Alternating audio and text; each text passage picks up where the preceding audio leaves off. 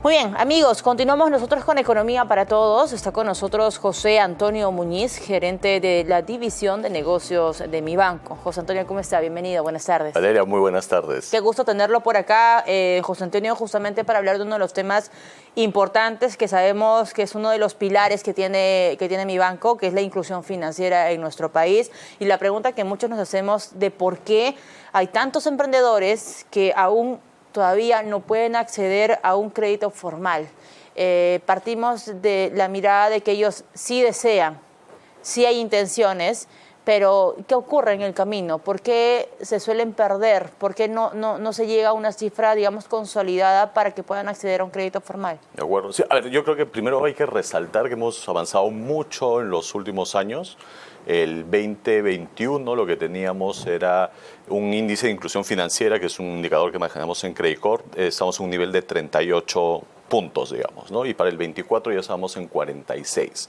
Entonces sí se ve una mejora, pero aún un poquito rezagados en lo que es la región, ¿no? Entonces vemos que hay mejoras, vemos que está funcionando, pero claro, esa inclusión financiera está vista en que las personas tengan acceso, usen un producto financiero y ese producto financiero sea de calidad, ¿no? Entonces son varias aristas que hay que manejar ahí, ¿no? Entonces, y cuando vemos que frena un poquito esa inclusión, que era un poquito la pregunta, es la formalización, ¿no? Entonces hay mucha informalidad, digamos, aún en el país, que hay que trabajar en esa informalidad, porque la formalidad le da visibilidad a esas personas y le da una serie de beneficios, ¿no? De hecho, tenemos otro estudio, que es la radiografía de la informalidad, que lo que te dice que 9 de cada 10 MIPES quiere formalizarse, ¿no? Y recordemos que todavía, dependiendo de las cifras que veas, un 60% mínimo, hay 60, hay 80 de microempresas, de las MIPYMES, son informales, ¿no? Entonces hay mucho espacio, pero también hay mucha voluntad, ¿no? O sea, ese mito de que no quieren ser formales no necesariamente es cierto. Okay. ¿Qué barreras tienen? Burocracia, ¿no?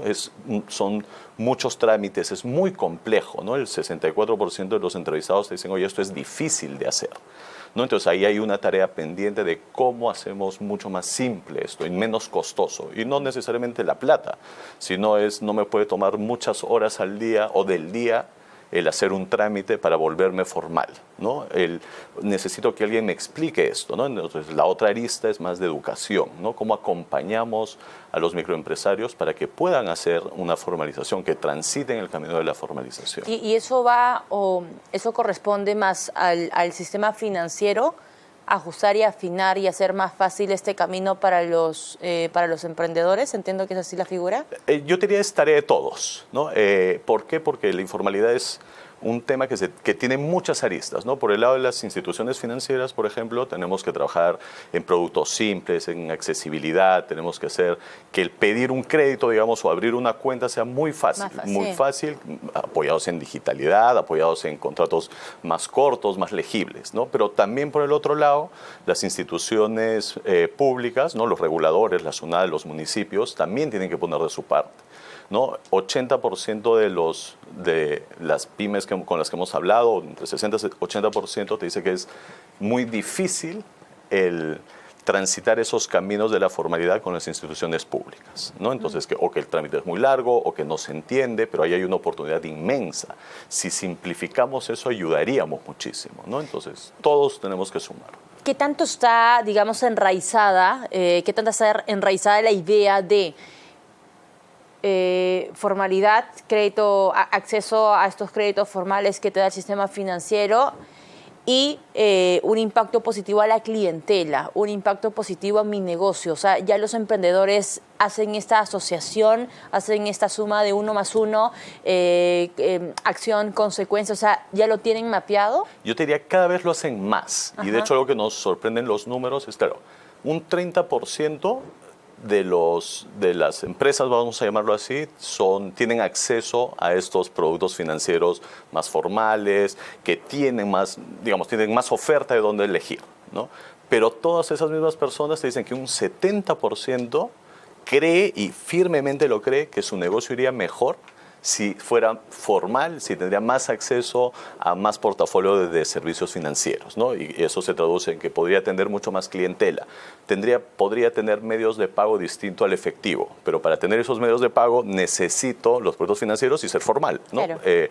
Te hablan de podría contratar con el Estado, podría acceder a temas de ayudas del gobierno, como se vivió después de la pandemia, ¿no? Te dicen que podrían tener o transar con otro tipo de clientes o proveedores, ¿no? Es no sé, un fabricante chiquito de algo puede trabajar para una empresa más grande, puede ser proveedor de otra empresa, ¿no? Entonces, sí hacen cada vez más sí conectan los puntos cada vez más, pero claro, lo que está al medio todavía son esas barreras, ¿no? De educación, de complejidad, del costo de hacer esto, ¿no? Y José Antonio, ¿tú cómo ves el panorama 2026 con respecto a estas brechas y en la inclusión financiera, de acercar más el crédito formal a estos emprendedores a nivel nacional y restarle también camino al crédito informal que lamentablemente está presente en nuestro país? ¿Cuáles son las tendencias que van a marcar el 2026? ¿Cuál es el terreno? ¿Cuál es la visión que se tiene desde mi banco, por ejemplo? Yo te diría, clave para lo que tú dices de entregar productos financieros es la conveniencia que le damos a los clientes, ¿no? Y dependiendo de los clientes y del sector. Para nuestros clientes, los microempresarios, los que se ganan el día a día, ¿qué significa conveniencia? Estar cerca a ellos, sea porque tenemos una agencia cerca, porque tenemos una unidad móvil o porque estamos en el celular, ¿no? Porque al final del día el tiempo que deja de invertir moviéndose una agencia lo gana para su negocio, ¿no? Entonces, ¿cómo veo el 26? Con mucho dinamismo en esto de la conveniencia, ¿no? Entre más instituciones financieras lleguemos de una manera más conveniente, vamos a hacer que esto ruede un poquito más, ¿no? Y, por ejemplo, preguntabas en el caso de mi banco, claro, además de nuestros canales digitales, hoy también hemos entendido que conveniencia no es tener un app, sino también estar en el WhatsApp, ¿no? Porque nuestros clientes usan muchísimo el WhatsApp y lo usan para transaccionar, ¿no? O sea, venden sus productos a través de WhatsApp, mandan su catálogo, quedan en la entrega, lo único que les falta es poder cobrar, poder ver sus saldos, poder abrir una cuenta, y de hecho eso es en lo que estamos trabajando, ¿no? Entonces, al final del día es la conveniencia para el cliente, ¿no? Y ahí va a haber mucho dinamismo, muchos productos pensados en ellos, no solo de nosotros, sino yo creo que todo el sistema financiero está buscando eso. Comentaste al inicio de la entrevista una cifra muy interesante, lo tengo acá apuntado. Entre el 2021 y 2024, Perú avanzó de 37.9 a 46.1 en el índice de inclusión financiera de Credit Corp. Es un gran paso, creo que son muy buenas señales. Si te preguntaría, ¿cuál es el principal aprendizaje? ¿Qué hicimos bien en estos periodos? Que es un aprendizaje que deberíamos abrazar, fortalecer y seguir con esto para los próximos años. Dentro de esas grandes variables está el acceso, el uso y que sea de calidad, ¿no? Entonces, digamos que sea un producto, un préstamo con las condiciones debidas y lo que fuera, eso, digamos, lo voy a apartar un ratito. ¿Cuál ha sido la magia hasta el momento? Acceso y uso. Y el acceso, por ejemplo, las billeteras electrónicas. Las billeteras electrónicas han abierto un mundo de posibilidades y ha llegado, digamos, ya hay billeteras que tienen 18 millones de usuarios, 15 millones de usuarios. Entonces, eso te da mucho acceso a los productos financieros, ¿no? Y fomentar el uso pasa mucho por la capacitación, por la educación financiera, ¿no? Entonces, no es solo decirte, en nuestro caso, qué te da una cuenta de ahorros, sino es enseñarte a cómo hacer las transacciones digitales, enseñarte la seguridad que debes de tener, cómo usar medios digitales, ¿no? Entonces, hay mucho de eso. Entonces, ese salto pasa por acceso y por uso, ¿no? Y eso es lo que vamos a seguir viendo, digamos, a futuro con el dinamismo, ¿no? Hablando del futuro, ¿qué rol cumple la inteligencia artificial en toda esta ecuación?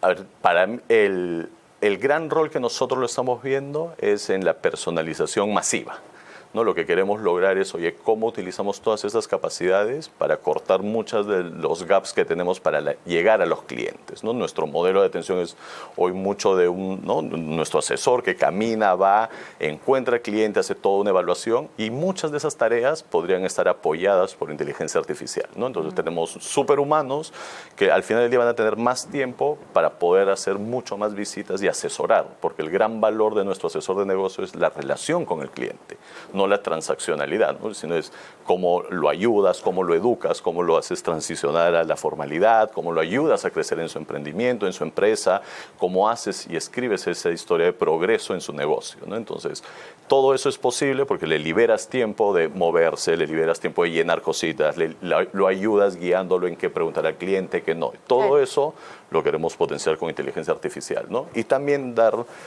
algunos caminos para que los clientes se autoatiendan, ¿no? Y eso es un poquito lo que te contaba del WhatsApp.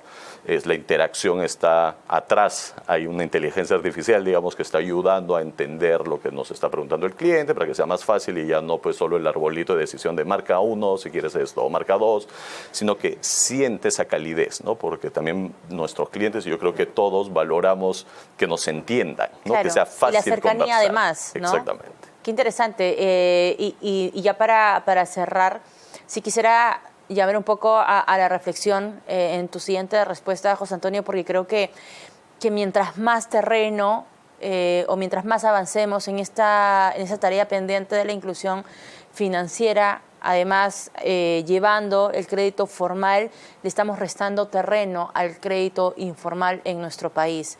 Mientras más presente también estemos, mientras más cercanos, mientras la confianza esté allí y mientras más corto sea el tiempo para el usuario, creo que es un gol. Y nuevamente, también es un terreno ganado contra este crédito informal que está en nuestro país. ¿Qué análisis, qué mirada tienes tú?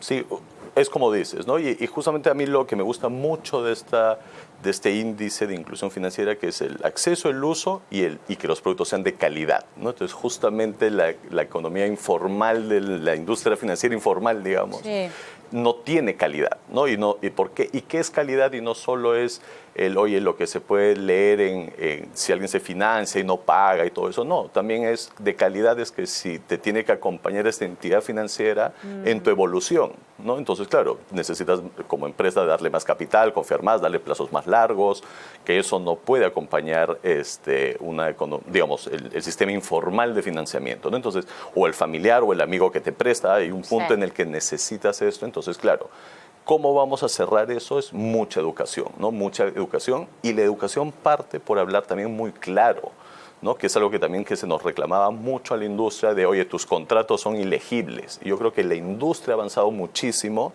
y hay que seguir retándonos, ¿no? Y si tenemos que reducir aún menos hojas, usar más hojas resúmenes, más explicaciones, más formas en que la gente pueda comparar realmente lo que cuesta el dinero, lo que gana por dejar su dinero, eso es imprescindible, ¿no? Entonces, mucha claridad, mucha transparencia, mucha educación, y también yo sí creo que hay que acompañar muchísimo el tema de la educación digital, ¿no? Que también hay mucho más vulnerabilidad en el mundo digital para los clientes, hay mucho más, pues, el uso, hay que enseñar mucho en el uso, ¿no? Para que no caigan pues tampoco en temas de fraudes, de ciberseguridad, que también eso golpea en la imagen del sistema, ¿no? Claro. Porque al final del día es cosas que pasan, que la gente lo asocia, ya no voy a usar la banca digital, y vuelve y camina, claro, ¿no? Y ahí es donde también perdemos todos. Muy bien. José Antonio, muchas gracias por acompañarnos esta tarde. Un gusto tenerte por aquí. José Antonio Muñiz, gerente de la División de Negocios de Mi Banco, estuvo con nosotros, amigos. Hacemos